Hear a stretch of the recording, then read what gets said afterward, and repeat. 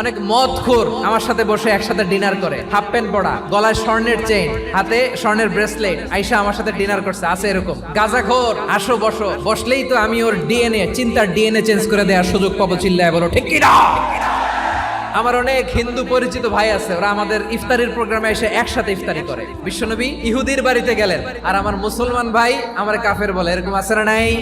মুসলিমরা দেখতে পারে না, সহ্য করতে পারে। বিষ্ণু ইসা ইসলামের খাদেম ছিল ইহুদি, এতদিন খেদমত করলে একদিনও বিশ্বনবী ওরে কালিমার দাওয়াত দেয় নাই। কারণ কি? বিশ্বনবী একটা ভালো সময়ের অপেক্ষা করতেছিলেন, দায়ী সুযোগ খুঁজে কখন দাওয়াত দিলে ব্যাটে বলে হবে, ঝোপ বুঝে কোপ মারে। বিষ্ণু ইসা ইসলাম ভালো সময়ের অপেক্ষা করতেছিলেন, দেখি আস্তে আস্তে এমন সময় আসছে, ছেলে এবার মুমূর্ষ, যখনই টাইমিং পেয়েছেন দাওয়াত দিলেন, পড়ো লা ইলাহা ইল্লাল্লাহ। প্রতিবেশী ইহুদি হোক হিন্দু হোক, যাবেন, সুসম্পর্ক রাখবেন, উপহার দিবেন, বিপদে পাশে দাঁড়াবেন। অসুস্থ হইলে একটু আপেল নিয়ে যান, আঙ্গুর নিয়ে যান। ইসলামের বিউটি দেখে, সৌন্দর্য দেখে অবাক হবে, নসিব ভালো হলে কোনোদিন কালিমা পড়ে মুসলমান হয়ে যাবে।